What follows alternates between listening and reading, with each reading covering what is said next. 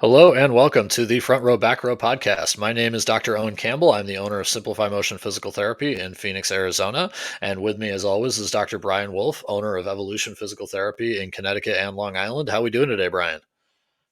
I'm good, man. I'm good. Let's roll. Let's roll. All right, all right. So today we are going to talk about three books from each of us, really, to give you a little bit of a library that you can use to help you manage people better. Some of our listeners are either thinking about hiring their first person, maybe they're more closer to Brian's shoes, where they have multiple people that they have to manage, or they're working their way up the corporate ladder and they really need to understand, how do I take that clinic manager job, or I just started a clinic manager job, am I doing okay, or I want to be regional, I want to be a vice president. All these different things, the only way to really excel and to actually enjoy it, right? Because god, I had a lady, a patient who was a mental health therapist, a counselor, tell me, oh god, don't ever hire anybody else. That's what I see all my clients for. Managing people is what makes them go crazy. I had to Love laugh and I that. said, yes, yes, sure, yes, ma'am, okay, anyway. That's what makes me go crazy. That's awesome. It's, if you're good at it, it can actually be rewarding. Is seeing people grow. So we'll give you a few things that we like from each of our experiences, and kind of pop off.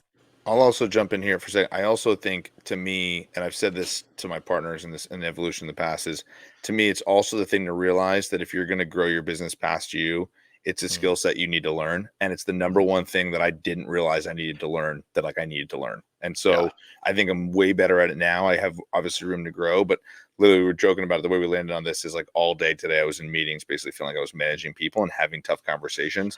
And I think it's really good to have the like, as you and I joked, we're going to talk about three books each, but the reality is there's a million of these books out there, and there's lot of really good ones, and there's an endless amount that you should be reading. So yeah. we'll tell you our kind of favorite ones Well, for today.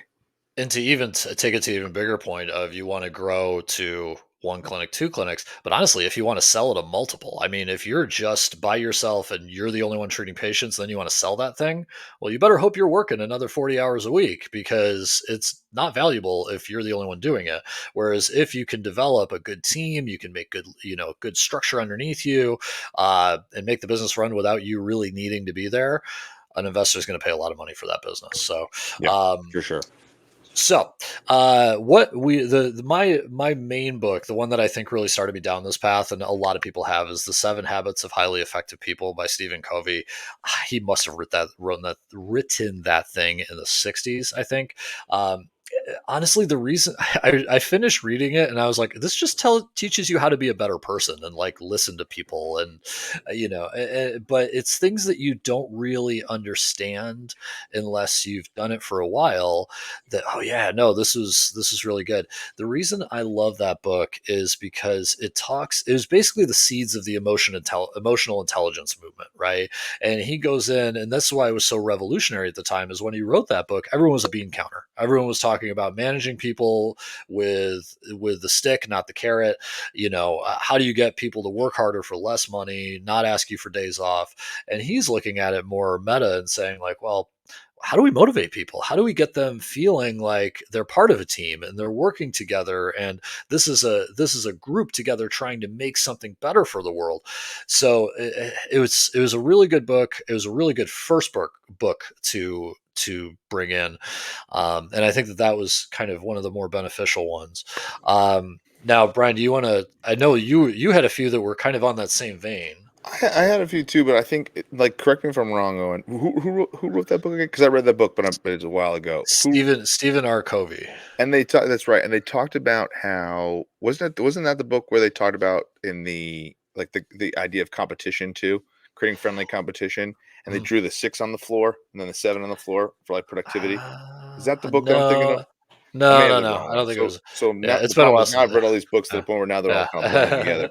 yeah, But that's an yeah. amazing book. It's one that I've read, and I think, to your point, I love what it does for just people. I think, if whether you're a business owner or working for somebody, that's a great book to read.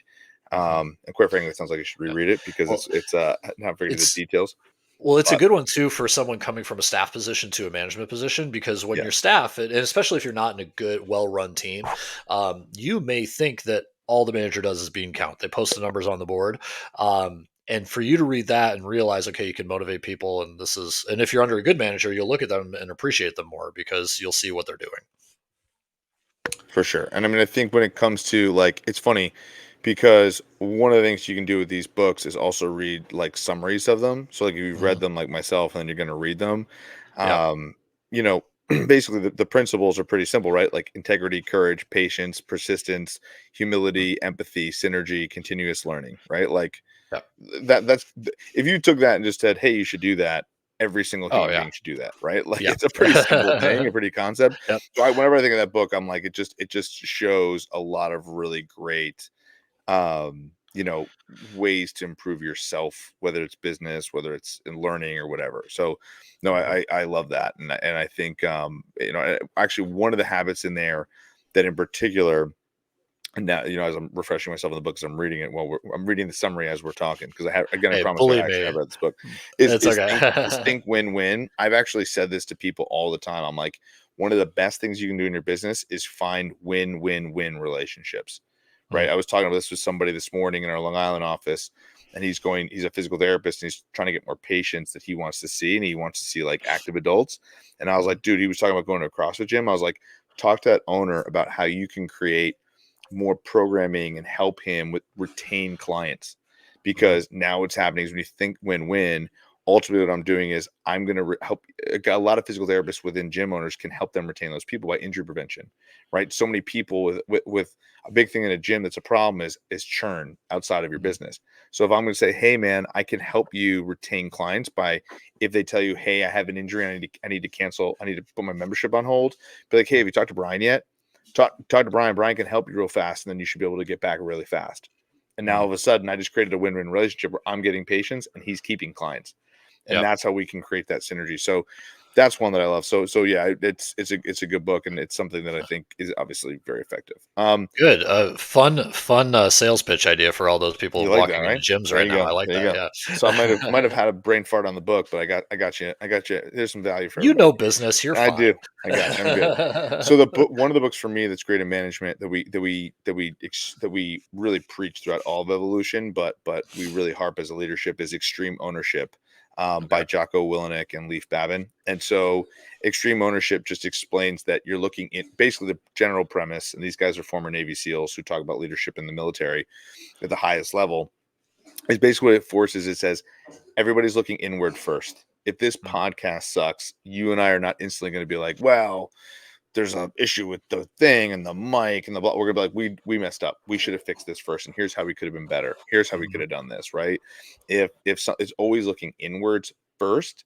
And now there's also there's actually funny enough, there's actually a second book called The Dichotomy of Leadership. So there's a balance to it. So if you're doing too much extreme ownership where everything's on your shoulders, you're never letting your employees improve and put themselves out there, and they're hitting the easy button by just saying, oh well, Brian's to blame for all that, right? So there's an aspect to that too. But from a reality is, if everybody is looking inward of how they could have been better, how they could have fixed it, how they could have done a better job, ultimately you're going to have a staff that's going to be working together, and you create a lot of trust because no one's going to throw anybody under the bus. Everybody is looking to help one another, and that's a really way to basically create a really good winning culture. And I love that mm. book for that. Well, and that sounds like something where you kind of just always expect the best in people, always think that they've done the best they possibly could, and then kind of work towards that. So that's just great life advice in general, but also Yeah. when you codify that as like this is how we are all going to attack each problem, then it can attack every problem from a broken toilet all the way up to where's our marketing direction going. Yeah. Yeah, and it basically what it does, it preaches accountability, right? And that's the key, is that if we can all hold each other accountable and hold ourselves accountable, we don't really have to worry about a high performance team, because if we're all becoming holding ourselves accountable, we're all moving in the same direction, and that's awesome. Yeah. So the other book that probably the only two I really want to put toss into this is the Seven Habits, and then if I could get all of my managers read both of these books. By the way, I was like, "Hi, you're a new manager under me. Here's your two books." Was Seven Habits, and then Crucial Conversations, and the author name escapes me now, but it's again one of those like probably top 5 or 6 books on a business shelf. And the reason is there's kind of a sticky, weird side to management, right? There's the uncomfortable conversation of the person who maybe isn't doing so well. Maybe they're not hitting their metrics. Maybe they are a little bit awkward in the break room. Maybe they say some things that we don't want customers to be hearing.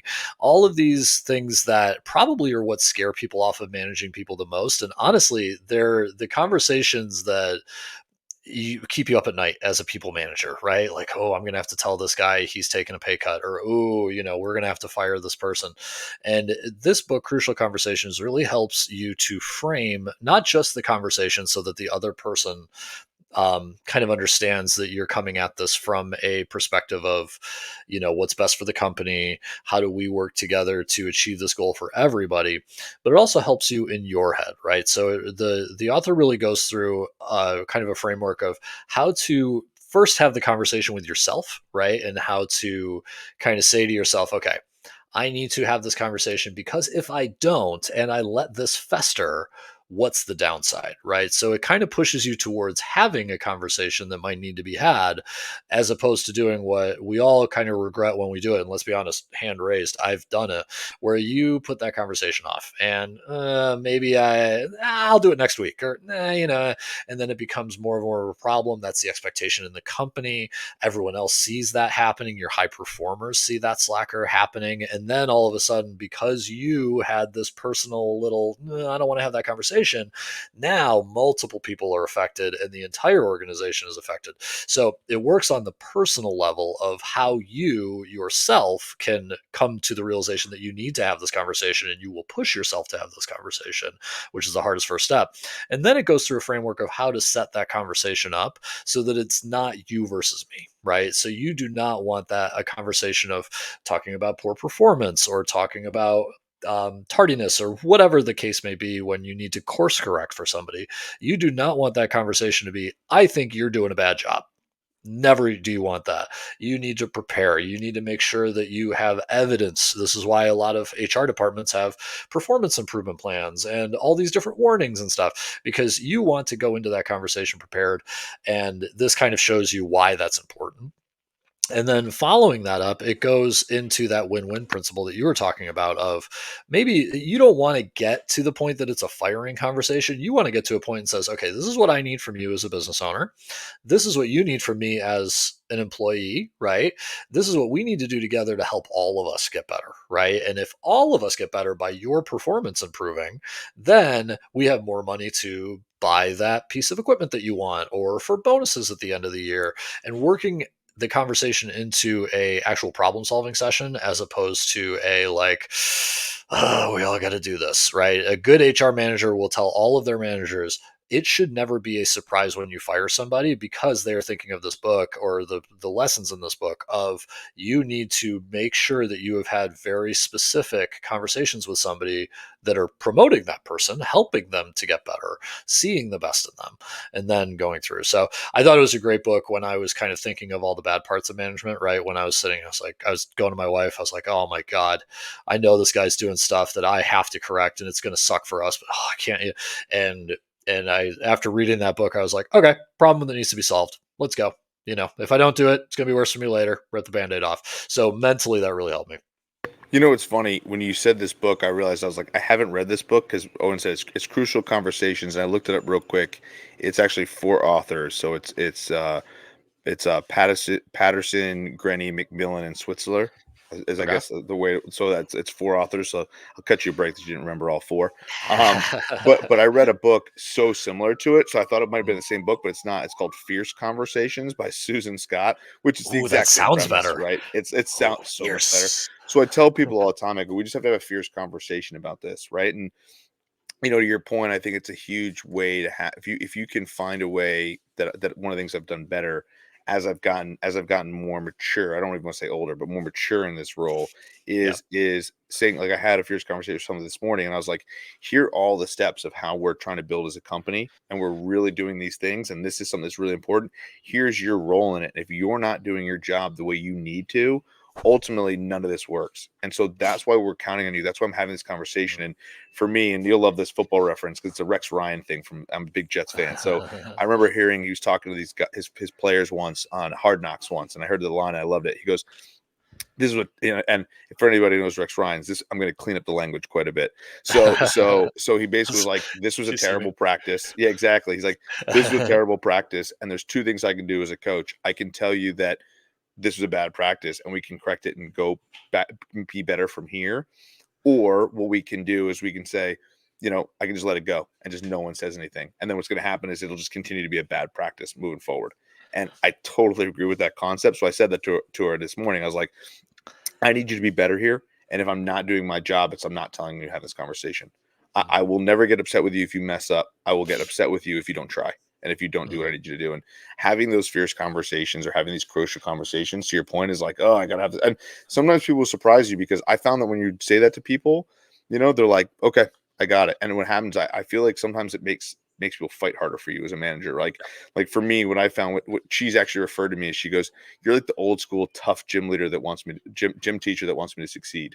And I was like, I love that. I think that's cool, man. I like that means I'm doing my job well. When someone says that and gives that feedback, I'm not this passive aggressive, oh my God, this out of down nowhere jerk. It doesn't make any sense. Right. Well, So but and even the good managers, I've had the pleasure to work with managers that have come from all walks of life. You definitely fit the gym coach vibe, right? But I've also had the people who are the very flowery yoga, everyone is awesome vibe. But both of you have that conversation when you need to have it, with for transparency sure. For and sure. looking at a mutual way of fixing a problem. The problem being the thing we're fixing, not the person. Yeah, I totally agree. Yeah. So yeah, no, I mean, I love that idea. Also, I think it's great. So I'll Yeah. leave you with the last book because I know we got a time constraint. So we'll do one more.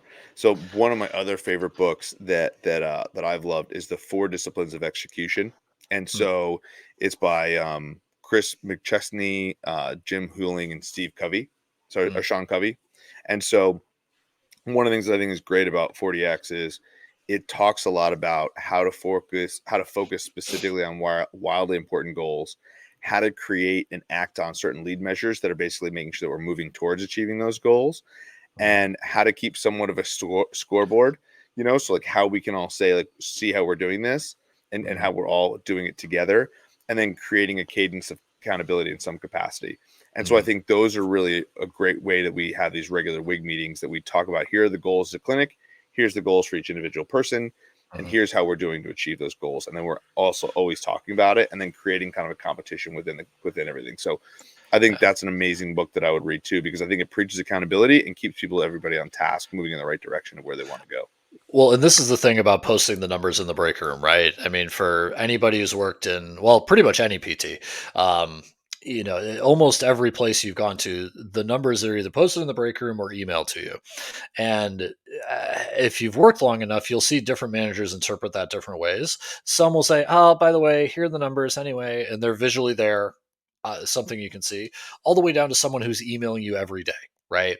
So the key is that everyone's doing the right thing in terms of, like you said, accountability. This is what we need to do. This is how we measure success. This is how we grow.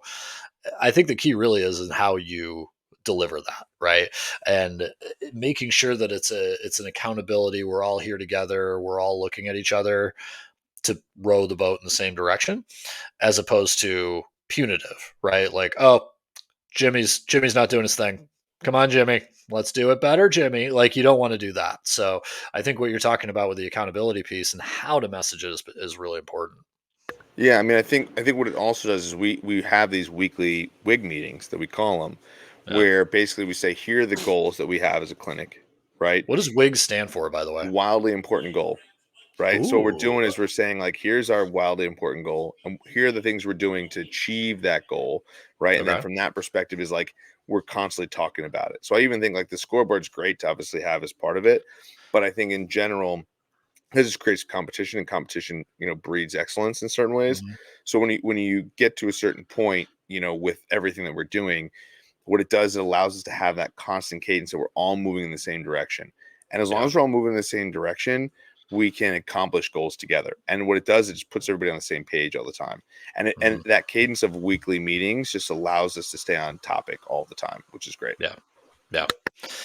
Good. So I think these all four of these books are going to be good resources if you are either managing now, like Brian's in a situation where he's been managing for a while and he's just keeping everything sharp, all the way down to if you're just trying to understand your boss better, right?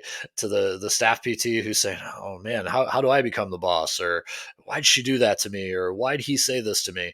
And of course, everybody in between. If you're even looking to bring on people. All the way to just managing it yourself. How do you have conversations with people outside of your outside of your business? All of these will be good resources and tools for you to be able to go through. So my two were Seven Habits of Highly Effective People and Crucial Conversations, and Brian's were I forgot Extreme, the name. extreme, you got it. Extreme ownership and the four disciplines of execution. All right, someone's got an Amazon. We should get an Amazon affiliate link. There you go. There you go. And if people, and again, kind of like to plug it because we've talked about it. But if people want more stuff like this, please comment on our stuff that we're doing. And obviously, we've started a school group on mentorship. So if people are like, hey, I got to learn more from these guys and figure out more day to day stuff, come join us. Come talk to us and chat with us there. You can chat with us literally every day. We're always checking it. We have it on our phones, on our computers, that kind of thing. I love that it's like a small group setting, Yeah, right? man, it's awesome. Intimate. We have one guy just popping off questions. They're saying these things, and it's a very quick kind of thing. Yeah, I don't want to call it like a no. What do they call it? Masterclass or power group or something. But either way, it's a way to bounce stuff Yeah. off of people. It's great. And we're posting stuff. I mean, like then and again, to create a sense of urgency, it's free right now. We're creating content just like this. We're starting out, but I can tell you that as one of the first episodes of this podcast, still there's a point where we won't be charging. We'll be charging a buttload of money for it. So it's a matter of if you want to be in this group and be somebody who's helping an entrepreneur and learn more, like take advantage of it now. It's such an easy thing to take advantage of. We will be charging an appropriate rate for the value that you get. It will be affordable within your monthly budget, absolutely accessible for Listen, every price point. let me not share your point. I'm not your financial advisor. You want value. I'm going to charge what the hell it's worth. Okay, all right, all right. That's it. So that's it. I'm going to bring it, and I'm going to help you make money, help you learn how to make money. But so We will again, over deliver. right, we're over delivering right now because I can tell you we're already adding more value than what it is for free. So jump in now, and it's a perfect thing for any financial budget. It's free. Well, God, I'd love to be on the other end of a sales call with you trying to get like a gym membership. Like, suck it up, Buttercup. You're going to go to the gym. I signed somebody up yesterday, and I told him, I go, listen, I'm not kind of trying to talk you out of this, man, but like it doesn't sound like you should do this from a financial perspective, but I know everything that I'm doing makes sense and can help you.